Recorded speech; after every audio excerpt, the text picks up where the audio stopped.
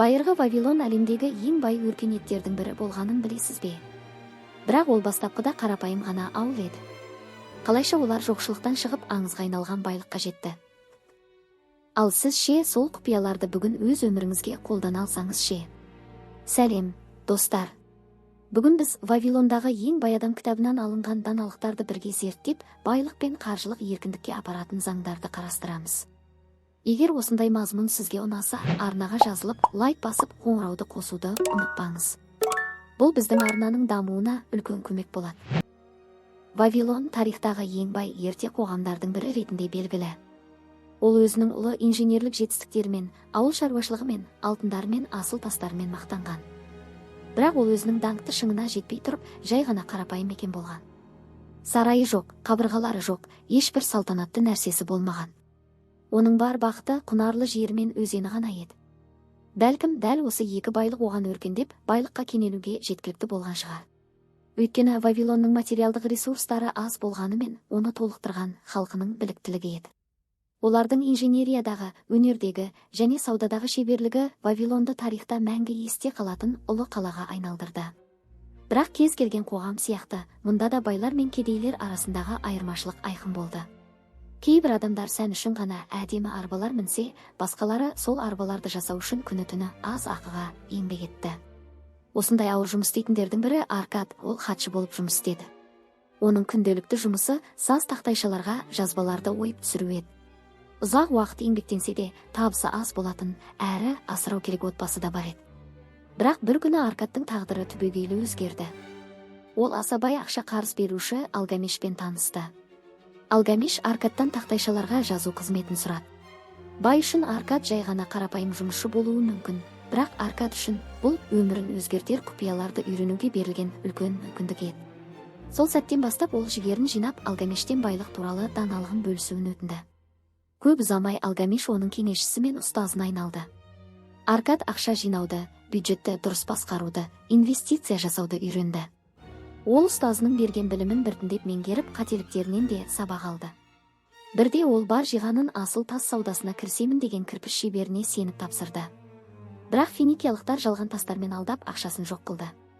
Тағы бірде қымбат дастархан мен сәнді заттарға беріліп, инвестиция жасау орнына ысырап жасады. Дегенмен Аркад қателескен сайын үйренді, үйренген сайын мықтыланды. Ақыры ол байлық заңдарын толық меңгерді. Алгамеш оның өзгергеніне тәнті болды. Алгамеш қартайған шағында ұлдары алтын табуды үйренбеген еді. Сол кезде ол Аркадпен бірігіп өзінің үлкен мүлкін басқаруды тапсырды. Аркад өзінің тәжірибесі арқылы байлығының үстіне байлық қосты. Ал қарт қайтыс болғанда Аркад оның мұрасының елеулі бөлігін иеленді. Бұл Аркадтың тарихы. Шағын бастамадан ұлы жетістікке жеткен әңгіме. Осылайша ол Вавилонның ең бай адамына айналды. Байлығы сонша, тіпті бір күні патша оны шақырып, халыққа байлыққа жетудің жолдарын үйретуді сұрады. Кезінде үйренуші болған Аркад енді көпшілікке ұстаз болды. Ал егер осы видеода соңына дейін менімен бірге болсаңыз, сіз де Аркадтың және Вавилон халқының даналығын үйренесіз. Сабақ номер 1. Табыс тапқаныңның кем дегенде 10%-ын жинақта. Аркад адамдарға үйреткен алғашқы сабақ, бұл оның Алгамештен алған ең бірінші тәлімі. Ол өте қарапайым. Ақша жина. Мұны миллион рет естіген боларсыз, бірақ шынында да байлыққа бастайтын алғашқы қадам осы. Алгамеш айтқан: тапқан табысыңның бір бөлігі өзіңдікі. Сен күнделікті жалақыңды немесе айлық алғанда тамаққа төлейсің, мейрамханаға кетеді. Дүкеннен азық аласың, сатушыға кетеді. Киім аласың, брендке кетеді. Ендеше неге өзіне төлемейсің? Ақша сенің еңбегің ғой. Сондықтан алдымен өзіңе төле. Мұны істеу үшін табысыңның кем дегенде 10%-ын жинақтауды әдетке айналдыру керек. Логикасы қарапайым.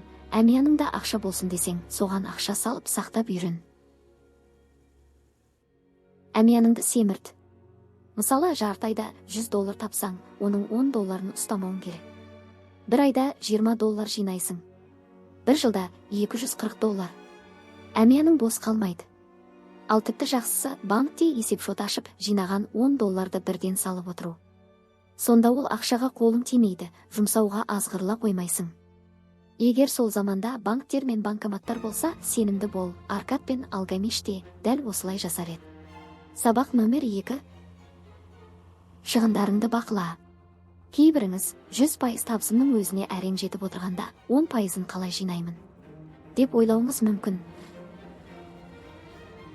Бұл бізді келесі сабаққа жетелейді. Шығындарды бақыла. Аркад жақсы түсінген, күнделікті қажетін әрқашан тапқаныңмен теңесіп шығады. Бірақ бұған жол беруге болмайды. Сенің жұмсай алатын мөлшерің тек 90%. Сен таңырқайсың, бірақ қажет нәрселерің сол 90%-ға сыйып кетеді. Сол үшін бюджет жасауды үйрену керек. Бюджеттің негізгі мақсаты артық шығынды азайтып, жинағыңды көбейту. Алдымен саған қажет деп ойлаған барлық заттардың тізімін жаса, және олардың құнын жазып шық. Жалпы сомасы табысыңның 90%-на аз ба? Егер иә болса, жарайсың. Оны көңіл көтеру үшін жұмсай аласың немесе жинағыңа қосып қоя аласың. Ал егер жалпы сома 90%-дан көп болса, онда бюджетті қайта қара. Әрине, алып тастауға болатын артық дүниелер табылады. Олардың кейбірі нағыз қажеттілік емес, жай ғана қалаулар. Сол артық дүниелерді алып таста да, шығыныңды табысыңның 90%-на сәйкестендір. Егер бір сәтте ештеңені алып тастай алмаймын, бәрі керек деп ойласаң, онда арзанырақ баламаларын ізде. Бүгінде базарда сан түрлі тауар бар, ал интернеттің өзі толған ақпарат. Барлық жолды қолданып бюджетіңді сәйкестендір. Бірақ 10%-ық жинағына мүлде қол сұқпа. Сабақ номер 3. Жинағыңды инвестицияла. Жалақыңның 1/10 жинап, шығындарыңды қадағалай бастағанда, әмияның не банк шотың тез толатынын байқайсың. Үлкен жинақ қуантады, бірақ ол еш пайда әкелмейді. Міне, 3-ші сабақ. Жинағыңды инвестицияла. Алгамиш бірде Аркад қайтқан еді. Әр тапқан алтын тиының сен үшін жұмыс істейтін қол. Ал ол тапқан мыс теңге сенің балаң, ол да сен үшін жұмыс істейді. Егер бай болғың келсе, жинағаның табыс әкелуі керек, ал оның балаларынан да табыс түсуі тиіс. Солардың бәрі саған қалаған байлығыңды береді. Бұл жерде аса мұқият болу қажет. Инвестиция сен үшін үздіксіз табыс көзі болуы тиіс, сен жай ғана демалып отырғанда да әмияныңды толтырып тұратын. Сондықтан инвестицияны ақылмен таңдау керек. Есіңде ме, Аркад кірпіш жасаушыға сеніп, асыл тас саудасына ақша салғанда алданып қалғанын. Сол кезде ол барлық жинағынан айырылды. Содан кейін ол қайтадан ақша жинап, бос әмияннан бастауға мәжбүр болды. Осы себепті инвестиция таңдауда өте сақ бол. Қазынаңды шығыннан қорға. Кітапқа сәйкес алтынның 5 заңы бар. Байлық тек осы заңдарды біліп ұстанған адамдарға ғана беріледі. Бірінші заң, алтын өз табысының 1/10 үнемі жинап, өзінің әрі отбасының болашағын қамтамасыз ететін адамдарға келеді. Бұл біздің бірінші сабағымыз. Құттықтаймын, сен бір қадам алдасың. Екінші заң, алтын дұрыс мүмкіндіктерге салынғанда, сен үшін жұмыс істеуге құмар. Ақшаңды дұрыс жерге инвестицияласаң, ол жылдар бойы сен үшін көбейіп отырады. Үшінші заң, алтын қаржыны басқаруда дана адамдардың кеңесіне құлақ асқан иесіне беріледі. Өзіңе ментор тап, Аркадтың алгамишті тапқаны сияқты.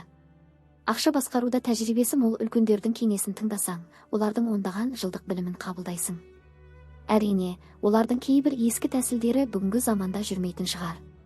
Бірақ кейбір сабақтар уақыттан тыс, қашанда пайдалы. Қазір біз мыңдаған жыл бұрынғы кітаптан даналық үйреніп отырмыз. Бұл соның дәлелі. Егер өзіне жасы жақын адамның кеңесі жақсырақ өтеді десең, ондай адамдар да көп. Қазір жас қаржы кеңесшілері жетерлік, тіпті сонымен күн көріп отыр. Демек, олар байлық туралы білімді шынымен ізденіп тапқан. Бизнес пен инвестиция саласында ақылды адамдармен жиі танысып жүр. Оларды жеке білмесең де, журналдан оқысаң да, интернеттен көрсең де, бәрібір. Олардың кеңестерін тыңда. Арнайы дәптер арнап үйренгеніңді жазып отыр. Кейін ойланып, қай кеңес сенің жоспарына жақсы үйлесетінін шеш. 4-ші заң. Алтын өзі білмейтін немесе тәжірибелі инвесторлар мақұлдамаған кәсіпке ақша салған адамның қолынан сусып кетеді. Бұл Аркадтың алғашқы инвестициялық қатесі. Ол зергерлікке қатысы жоқ кірпіш жасаушыға сеніп қалған. Ауырғанда фермерге барасың ба? Жоқ, дәрігерге барасың. Егін жайлы кеңес керек болса, дәрігерге барасың ба? Жоқ, фермерге жүгінесің. Сол сияқты біреу саған бизнес ұсынса, оның тәжірибесін тексер. Бұл адам ол кәсіпті қаншалықты біледі. Ал сен ол сала жайлы не білесің? Жай ғана сен танысың болған үшін немесе үлкен пайда уәде еткен үшін асығыс шешім қабылдама. Кәсіпті зертте. Ол адамнан бизнес жоспар сұра. Толығырақ түсіндірсін. Бәрі ойластырылғанына көз жеткіз. Содан кейін, егер жоспар сенімді көрінсе, менторларыңа барып кеңес сұра.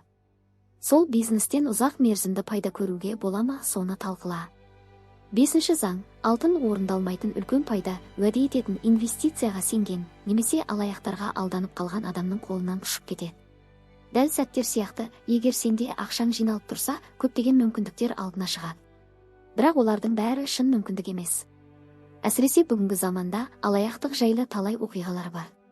Көп жағдайда адамдар саған келіп, компаниямызға аз ғана ақша салсаң, инвестицияң бірнеше айдың ішінде 2 есе, тіпті 3 есе болып қайтады деп сендіруге тырысады. Мынаны есте сақта, кенеттен байып кетуге арналған әрбір жоспардың артында үлкен қауіп жасырынып тұрады. Мүмкін ол ақшаңды бір айда шынымен 2 еселейтін шығар. Бірақ одан кейін не болады? Ақша табуды жалғастыра аласың ба? Әлде тағы да көбірек ақша салуға мәжбүр боласың ба? Ұзақ мерзімде не болады? Алгамиштің сөзінде, шағын болса да, қауіпсіз табыс үлкен қауіптен әлдеқайда артық делінген. Осы 5 заңды әрқашан есіңде сақтап толық меңгер. Инвестиция таңдағанда соны пайдалан. Инвестиция жасаудағы басты қағида бастапқы капиталыңды, яғни алғашқы салған ақшаңды әрдайым қауіпсіз сақтау. Сабақ номер 4. Өз үйіңді сал. Келесі сабақ өз үйіңді салу. Инвестицияларың жақсы жүріп жатса, банк сияқты қаржы ұйымдарына барып үйге несие алу әлдеқайда оңай болады. Өйткені банктерде, қарыз беретін компанияларда жақсы жобаларға қаражат салғысы келеді. Олар ақшаны қайтара алатыныңа көз жеткізу үшін тұрақты табысың барын дәлелдеуіңді сұрайды. Бұл жастау кезіңде үй салуға немесе сатып алуға тамаша мүмкіндік.